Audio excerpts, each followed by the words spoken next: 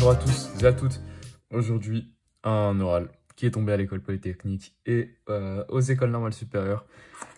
Il est assez sympa cet oral, assez rigolo. On cherche à justifier la convergence de la série des sinus de n factoriel pi fois e.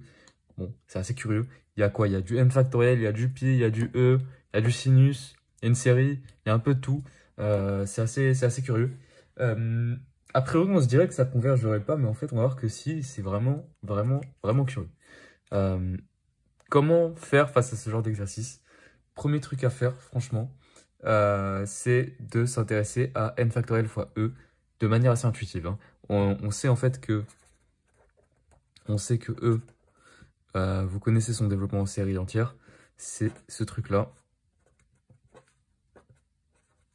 N égale 0, pardon. Oh là là. Sur n factoriel. Donc nécessairement, en fait, vous allez devoir vous intéresser à n factoriel fois e. Vous êtes obligé. D'ailleurs, on va plus prendre du k, hein. Donc en fait, qu'est-ce qu'on a? On a que n factoriel fois e égale à la somme pour k égale 0 a plus l'infini dn factoriel sur k factoriel. Et là, en fait, on s'aperçoit directement d'un truc, hein. On a directement des entiers, un entier sur un entier. Il y a des problèmes de divisibilité. On a envie de voir ce qui est divisible ou pas. On a envie de voir si n factoriel est divisible ou pas par k factoriel. En fait, vous observez rapidement, pour k égale 0, 1, 2, 3, etc. jusqu'à n, bah, ça marche très bien en fait, hein, parce que n factoriel il a tous les termes de n jusqu'à 0, enfin jusqu'à 1, pardon. Donc nécessairement, il va être divisible par l'un de ces termes-là entre 0 et n. Donc nécessairement, en fait, cette somme-là, pour k égale 0 à n de n factoriel sur k factoriel, elle est entière, ok? Mais on va du coup séparer k égale n plus 1 à plus l'infini n factoriel sur k factoriel, ok? Donc ce truc-là, qu'on va dire, on va le noter bn, ok? Et ce truc-là, on va le noter rn. En fait, vous pouvez montrer que bn c'est un entier de manière assez rapide. Vous dites juste qu'en fait, n factoriel contient, c'est le produit des termes de 0 à n, et donc que k factoriel ayant tous ces termes dans l'intervalle entier 0k, alors 1k, pardon, alors nécessairement il va diviser n, ok, n factoriel. Donc forcément ce truc-là c'est un entier, ok, donc ça appartient à n, ok. Et ce truc-là, en fait, on va voir que bah, si on enlève le n factoriel, c'est juste le reste de l'exponentielle, donc c'est 0, je sais plus combien, donc c'est très petit.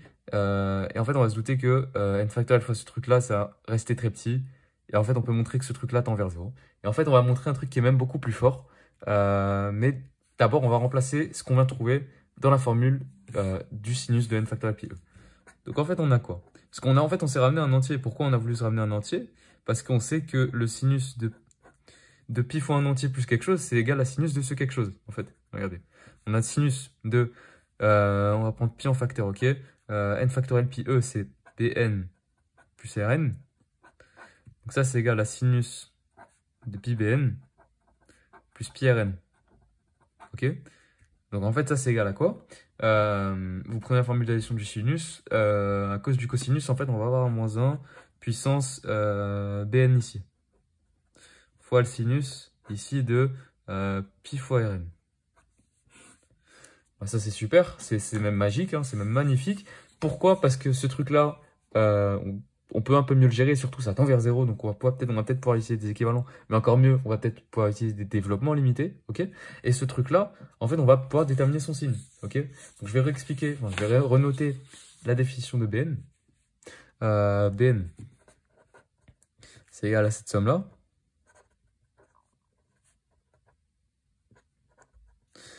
Et du coup, ça, c'est égal à quoi? C'est égal à quelque chose, etc., etc. Plus à la fin, on aura du nn-1, plus du n, et à la fin, le terme qui est égal à 1, qui est égal à n ici, ça nous fera du n factoriel sur n factoriel, du coup du 1. Ok? Donc nécessairement, en fait, on a un terme pair. Ok, dans cette somme-là, on a un terme pair. Donc en fait, vu qu'on rajoute un 1 ici, en fait, ce truc-là sera du signe... si ça c'est pair, ça sera du signe impair. Enfin, si n est pair, pardon. Ce truc-là contient forcément un truc pair, ok? Donc en fait, en rajoutant n, si n est pair, vu qu'on rajoute plus 1, on aura quelque chose d'impair.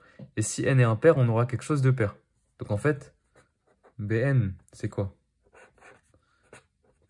Pair si n impair.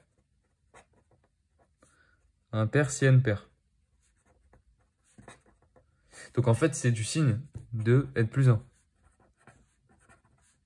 En même temps, c'est normal, hein, vous avez ce n plus 1 ici. Donc en fait, sinus de n factoriel pi e, c'est égal à moins 1 puissance bn, oula, bn sinus de pi rn. Ça, c'est juste tout simplement moins 1 puissance n plus 1 sinus de pi rn. Bon, la méthode compliquée maintenant, vu qu'on a quelque chose qui ressemble forcément à des séries alternes, et on est d'accord, ce serait de se dire, ce truc-là, on peut montrer facilement, je pense que c'est croissant. Ensuite, il faudrait montrer que le sinus d'un truc décroissant reste décroissant. C'est un peu compliqué, c'est un peu chiant. Moi, ce que j'ai envie de faire, franchement, c'est un gros développement limité bourrin, sachant que ce truc-là tend vers 0. En plus, on s'est ramené exprès à quelque chose qui tendait vers 0. Donc, en fait, on va essayer d'étudier pi rn, ok? Bon, pour ça, en fait, on va regarder pi rn. Pi rn. Bon, on va regarder Rn plus simplement parce que pi Rn, j'ai pas envie de réécrire le pi à chaque fois, ok? Ça, c'est la somme pour k égale n plus 1, a plus l'infini de n factoriel sur k factoriel. Ici, le premier terme sera n factoriel sur n plus 1 factoriel. Ça nous donne du 1 sur n plus 1. Le deuxième terme, n factoriel sur n plus 2 factoriel, ça sera du n factoriel sur n plus 2 fois n plus 1 fois n factoriel. Donc, ce sera du 1 sur n plus 1 fois n plus 2. Et ça, c'est un grand taux de n carré. Etc., etc. En fait, chacun des termes à partir de k égale n plus 2, ce sera un grand taux de 1 sur n carré. Parce qu'en fait, ce sera majoré par 1 sur n carré, tout simplement en majorant les n plus j par n, ok? Dès que j est supérieur ou égal à 2. Donc ça, c'est juste du grand taux de 1 sur n carré. Ça, c'est super. Hein. Pourquoi est-ce que c'est super? Parce que ce truc-là, par le critère de Riemann, ça converge. Ce truc-là, fois le moins 1 puissance n plus 1, ça converge. Pourquoi? Parce que on a le critère des séries alternées qui est tout simplement magnifique. Franchement, cette orale se découle tellement bien lorsqu'on pense à la décomposition de n factoriel fois e. C'en est vraiment magique. Bref, donc c'est super. Pourquoi est-ce que c'est super? Parce que du coup, en synthétisant un peu ce qu'on vient de faire, on a que pi Rn, ça c'est pi sur n plus 1, plus un grand taux de 1 sur n carré. Ok, donc pi Rn en fait ça tend vers 0. Donc en fait, sinus de pi Rn, vous dites que c'est x moins x cube sur 6 plus un petit taux de x cube. Bon, ça tout simplement, ça c'est juste pi Rn, on va dire en plus l'infini, à pi Rn, plus, alors, pi Rn cube sur 6, franchement, on peut tout mettre dans le grand taux de 1 sur n carré. Pourquoi est-ce qu'on a un grand taux justement de 1 sur n carré, pardon, un grand taux de 1 sur n cube? En fait, on a ici un petit taux de pi Rn cube, ok? Petit taux de pi Rn cube, sauf que pi Rn cube, c'est un grand taux de 1 sur n carré. Donc, en fait, vous aurez du grand taux de 1 sur n carré. Ok, je pense que c'est vos cours de première année, vous n'avez pas besoin de le ressortir. Je ne sais pas pourquoi j'ai dit un grand taux de 1 sur n cube, mais oui, du coup, c'est un grand taux de 1 sur n carré. Ici, du coup, on aura le terme pi sur n plus 1. Non, pardon, pi Rn cube sur 6, mais du coup, le pi Rn cube sur 6, on le rentre dans ce truc-là, ok? Donc, en fait, on a juste ça, qui est en fait égal à pi sur n plus 1, pardon, pi sur n plus 1, ouais, plus un grand taux de 1 sur n carré.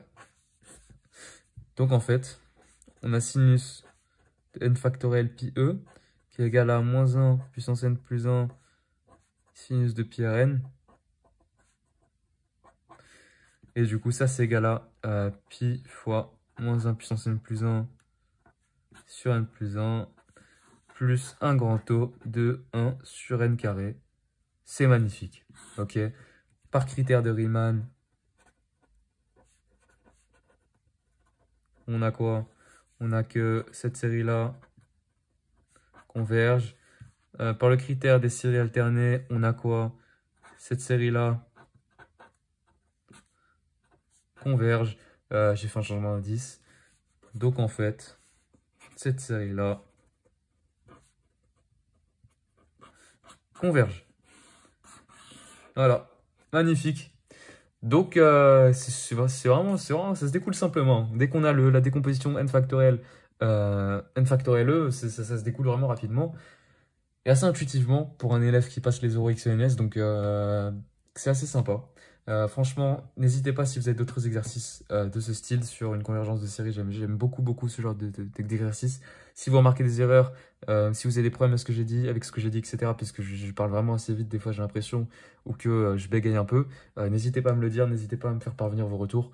Ça me ferait très plaisir. Merci beaucoup d'avoir regardé la vidéo et à une prochaine fois.